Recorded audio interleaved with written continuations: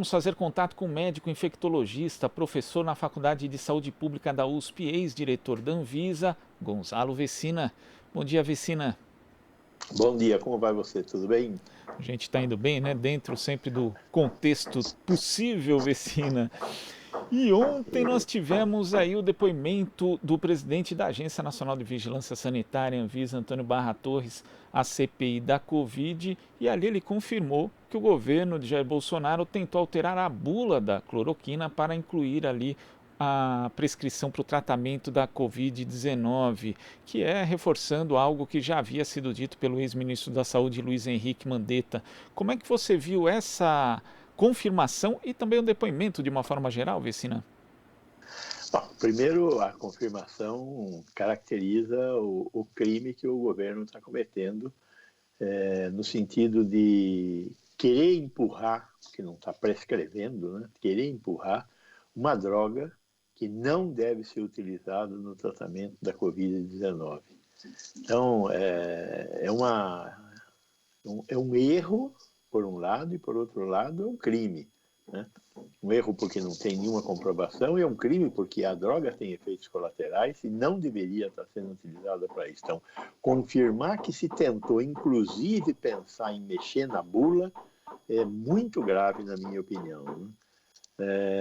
E acho que, de resto, o depoimento do contra-almirante Barra Torres, foi muito positivo, né? Quer dizer, ele não ficou em cima do muro, não foi um equilibrista como o Marcelo Queiroga, né? Ele assumiu as responsabilidades que a Anvisa deve assumir e que o cargo dele exige. Representou adequadamente, na minha opinião, a Agência Nacional de Vigilância Sanitária e deu as respostas, não fugiu de nenhuma pergunta.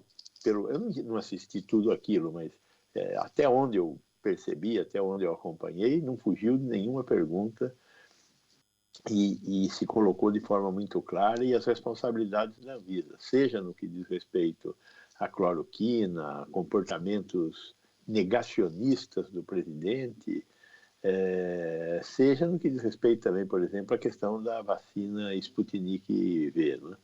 Que ele falou, olha, enquanto a vacina não demonstrar o que nós queremos que ela demonstre, não tem como aprová-la e colocá-la à disposição da sociedade brasileira. Né? Agora, de uma forma geral, como você acha que tem sido os depoimentos na CPI da Covid? Tem surgido algo novo ou, na verdade, já se confirma aquilo que é de conhecimento geral, né? Que, de fato, o presidente Jair Bolsonaro trabalhou em mais de uma frente, inclusive, contra não só as medidas sanitárias, mas também, inclusive, aí, na questão da compra das vacinas. Tem tido alguma novidade? Qual a sua perspectiva e também a retrospectiva em relação a essa CPI, Vecina? Primeiro, eu acho que está na hora da ficha cair. Né? Que ficha? A ficha que demonstra que este governo, de uma forma em geral, né, e em particular o presidente Bolsonaro, são incapazes. Eles não são um representante minimamente adequado do que nós poderíamos chamar de direita brasileira, porque ele é muito incompetente. Ele não produz nenhum tipo de resultado. Ele só faz alarde, e a hora que as coisas acontecem, ele fala, eu avisei, não me deixaram eu fazer, isso não é decisão minha, isso é decisão do Supremo, isso é decisão do Congresso, eu afastei o fulano que cometeu esse erro. A responsabilidade nunca é dele. E ele não é capaz de formular um plano, de executar um projeto. Então, ele é um incompetente de cabo a rabo. Essa ficha tem que cair na cabeça de quem acha que quer reelegê-lo, inclusive. Né? Tem que achar um outro representante populista e tal, não sei o quê, para a direita, que seja amigo de miliciano, porque esse é muito ruim. Né? Ele é incapaz. Esse é o primeiro ponto. Segundo ponto, até o momento, fora os malabarismos, como, por exemplo, o que o Queiroga fez, tentando dizer, olha, veja bem, eu não posso responder essa pergunta, porque se eu responder essa pergunta, eu vou contra o chefe. E eu não posso ser contra o chefe, diferentemente do que o almirante Barra Torres fez. É verdade que o almirante está protegido por um cargo do qual ele não pode ser removido em hipótese alguma. Ele é estável durante 3 anos naquele cargo, então ele não precisa temer ser mandado embora. O Queiroga pode ser mandado embora, como os outros 3 ministros antes dele foram mandados embora. Mas, de qualquer forma, fora malabarismos, a CPI não trouxe nenhum fato desconhecido, não trouxe nenhum fato novo. O presidente é contra o uso de máscara, o presidente é a favor do uso de um remédio que não tem efeito e que tem efeitos colaterais, o presidente é contra a vacina, o presidente é contra o distanciamento e isolamento social. Alguma novidade? Nenhuma. Ele sempre foi assim. Agiu de forma inadequada, burra, incompetente, assassina em relação a essa doença, não socorreu vítimas que ele poderia ter socorrido, no caso em Manaus. Ou seja, nenhuma novidade até agora, nenhuma coisa nova. Hoje vamos ter o depoimento do Fábio Weingarten. Daí eu espero que talvez venha alguma coisa nova. Agora, de resto, essa CPI, veja, para que uma CPI que está apurando tudo que nós já sabemos? A CPI é para apurar coisas novas. Até agora não teve isso, e eu acho que, dependendo do Fábio Weingarten, hoje não teremos nada novo nessa CPI. E aí esse fato novo que você espera a partir do depoimento do Fábio Weingarten vai por conta daquela entrevista que ele concedeu à Veja responsabilizando o ex-ministro Eduardo Pazuello pela demora na aquisição de vacinas, em especial da farmacêutica Pfizer, ou também tem aí a questão das campanhas. Primeiro que durante um certo tempo ali o governo até promoveu uma campanha contra, na prática, o isolamento social e depois não promoveu campanhas para explicar à população a necessidade do próprio distanciamento social, também os protocolos sanitários que deveriam ser adotados pela população para evitar a Covid-19. São desses fatos que podem sair aí notícias novas em relação a isso, Vecina? Esses fatos, e existem também, e aí é que eu acho que pode acontecer alguma coisa nova hoje, existem algumas minúcias, né? É nos detalhes que mora o diabo, né? Então, por exemplo, a questão do financiamento do Ministério da Saúde. Este ano, o Ministério da Saúde teve retirado, em relação ao orçamento do ano passado, 40 bilhões de reais. Isso é um descompromisso com o SUS, que é uma ordem constitucional, está na Constituição. Esse descompromisso com o SUS é descumprir a Constituição, é crime. Nós estamos entrando agora na campanha da vacina da gripe. Estamos sendo vacinados contra a gripe. Você ou qualquer um dos nossos ouvintes aqui viram alguma nota em algum lugar do Ministério da Saúde dizendo estamos em campanha da gripe? Sempre que você tem uma vacina, tem que fazer campanha, tem que fazer uma comunicação à sociedade para que ela compareça para tomar a vacina. Nenhuma linha este ano. É inacreditável fazer uma campanha de uma vacina que se propõe a vacinar 1/3 da população brasileira, 80 milhões de pessoas, contra uma doença que tem uma certa letalidade, que é a gripe, e não tem nenhuma linha na imprensa comunicando isso. Então, poderão ocorrer alguns pontos nos quais o Fábio poderá apontar algum indício que nós até agora não vimos, porque é uma coisa pequena, um detalhe. Se acontecer um detalhe, o Collor caiu por causa de um detalhe, se você se lembra bem. Era um Fiat, não sei o que e tal. Era um detalhe no conjunto da obra, né? Este sujeito aqui tem um conjunto da obra monumental, mas precisamos achar esses detalhes que são aqueles que justificam uma ação jurídica. A gente vai acompanhar hoje o depoimento de Fábio Weingarten e Vecina voltando para a questão da cloroquina. Hoje, o Diário Oficial da União publicou uma resolução do Conselho Federal de Medicina que estabelece como procedimento experimental a administração de hidroxicloroquina e cloroquina em apresentação inalatória. Pelo texto, os tratamentos médicos baseados nesse tipo de abordagem podem ser realizados por meio de protocolos de pesquisa aprovados pelos sistemas de Comitê de Ética em Pesquisa e Comissão Nacional de Ética em Pesquisa, o CEPS e o CONEP. Como é que você vê essa posição, mais uma, né, do Conselho Federal de Medicina, Vecina? Bom, ele está tentando se redimir dos erros que recentemente cometeu ao colocar isso como um procedimento experimental, portanto, que só pode ser realizado após você submeter à CONEP e ao Conselho Federal, à Anvisa e ao Conselho Federal de Medicina, um projeto de pesquisa. Quer dizer, não pode mais ser utilizado sem ser dentro de um projeto que seja aprovado pela CONEP, pela Anvisa e agora pelo Conselho Federal de Medicina. É uma confissão dos erros que cometeu recentemente, mas ainda não assumiu que os médicos também não podem prescrever os outros medicamentos que não têm comprovação científica. O conjunto de trabalhos que nós temos até agora publicados, que não foram observacionais, que foram duplos cegos randomizados, demonstram cabalmente que nitazoxanida, ivermectina, hidroxicloroquina e cloroquina não produzem efeito terapêutico e têm efeitos colaterais. Por outro lado, existe um caminhão de estudos observacionais. O que é um estudo observacional? Eu prescrevo e vejo o que aconteceu. Como essa doença é uma doença que em 80% dos casos ela não é uma doença importante, é uma doença muito branda, a tendência é que se eu der qualquer coisa para os meus pacientes, a tendência é que em 80% dos casos é que eles melhorarão. Então, nos estudos observacionais, o que eu observo, o que eu vejo é isso, deu certo.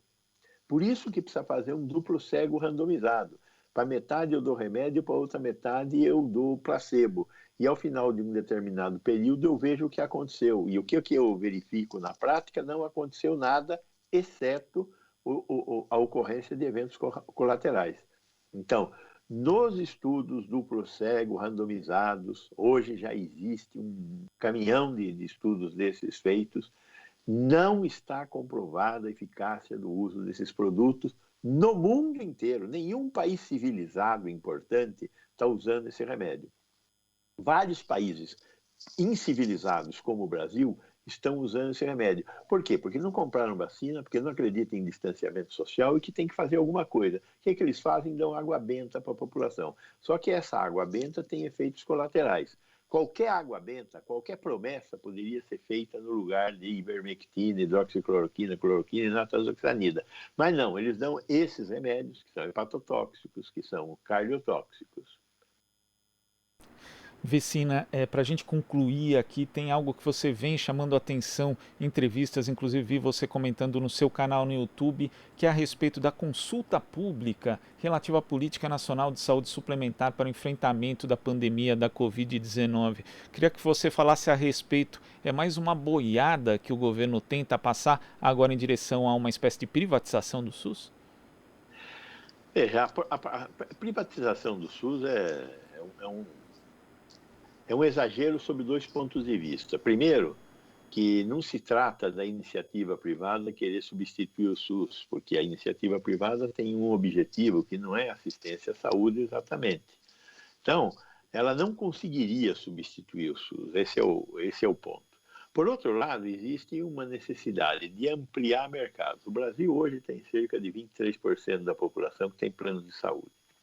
80% desses planos de saúde são planos de saúde coletivos, que são benefícios salariais concedidos pelas empresas. 20% é gente que decidiu comprar um plano de saúde para ter uma alternativa ao SUS. Então, 20% desses 23 milhões. Né? Então, é uma quantidade pequena. Desses 23%, é uma quantidade pequena, dá 48 milhões de pessoas. O que os planos de saúde querem é ampliar esse mercado. Eles sonham com ser donos de 30% da população brasileira com planos de saúde neste momento. Este é o sonho de agora. Se chegarem lá, chegarão. Então, na verdade, o conjunto de propostas que estão nessa consulta pública é bem genérica, bem genérica. Cabe um pouco de tudo nesse conjunto de propostas. Mas, basicamente, o que eles estão buscando é diminuir o nível de exigências que você tem que cobrir para conseguir, com um preço mais baixo, oferecer meio produto. Então, é um produto que não oferece, sei lá, internação em leito de UTI. Nós temos agora, já está aí no mercado, um produto que oferece consultas por um determinado preço aí. Aí está acontecendo isso neste momento. Você chega lá no médico, você está com Covid, chega lá no médico, doutor consulta, uma coisa dessas aí, e aí você chega lá e fala, vim aqui ver o que eu tenho. Aí o médico te examina, põe um oxímetro e fala, epa, você está com insuficiência respiratória grave. Veja, ele está dentro de um estabelecimento de saúde, que não tem direito, que não dá internação e tal, mas ele está dentro do estabelecimento de saúde. Se o médico falar, vai embora, esse cara pode cair morto na rua. Então o médico mantém o cara lá dentro. E tenta achar uma unidade para onde ele possa ser enviado, um hospital. Como ele não tem contato com o setor público, vai para o setor privado e avisa o paciente, olha aqui, você não tem direito à assistência médica hospitalar, mas você não pode ir para a rua porque está correndo risco de vida. Então você vai ficar aqui, só que quem paga é você. O seu plano não paga isso. Mas, doutor, eu não tenho dinheiro para pagar hospital, eu só tenho dinheiro para pagar o planinho que dá a sua consultinha. Assim, desculpa, eu não posso te mandar embora e você vai ficar aqui, portanto, se prepare para vender sua casa. Ou coisa parecida. Então, essa situação é uma situação complexa. Vender seguro de carro é uma coisa. Você fala, olha, se seu carro pegar fogo, não será pago. Se seu carro entrar no rio, não será pago. Só será pago se ele for roubado. Aí você vai falar sobre saúde. Olha, se você ficar doente, você tem direito a ir no hospital e ficar internado sem UTI. A fazer determinados exames e não fazer outros exames. E quando é que eu vou precisar fazer esses tipos de exames? É muito raro. Você pode, inclusive, em pagando um plano mais baratinho, guardar dinheiro para quando você precisar fazer uma coisa mais complicada. Você engana. Isso é enganar o consumidor. Então, não dá, com essa assimetria de informação, com essa diferença da capacidade de entender o que você está comprando e o que você precisa, não dá para o Estado se retirar de fazer parte da construção dessa relação mais equilibrada entre quem compra plano de saúde e quem vende plano de saúde.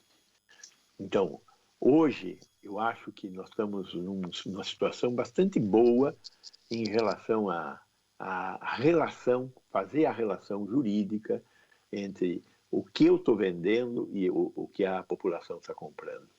Então, o que é que essa consulta pública propõe? Um relaxamento. E esse relaxamento certamente vai significar uma proposta de entrega inferior às necessidades que a população tem. Então, essa proposta, na minha opinião, não pode ir à frente. Ela vai ser prejudicial para a população que vier a querer comprar planos de saúde. Então, resumindo, muito resumidamente, o que está em discussão é isso. Tá certo, Vecina. Muito obrigado pela sua participação aqui no Jornal Brasil Atual e até a próxima. Tchau, bom dia, até a próxima. Parabéns aí pela tarefa de informar a nossa população. Obrigado. Conversamos aqui com o médico infectologista, professor da USP, ex-diretor da Anvisa, Gonçalo Vecina. Você está ouvindo Jornal Brasil Atual. As notícias que os outros não dão.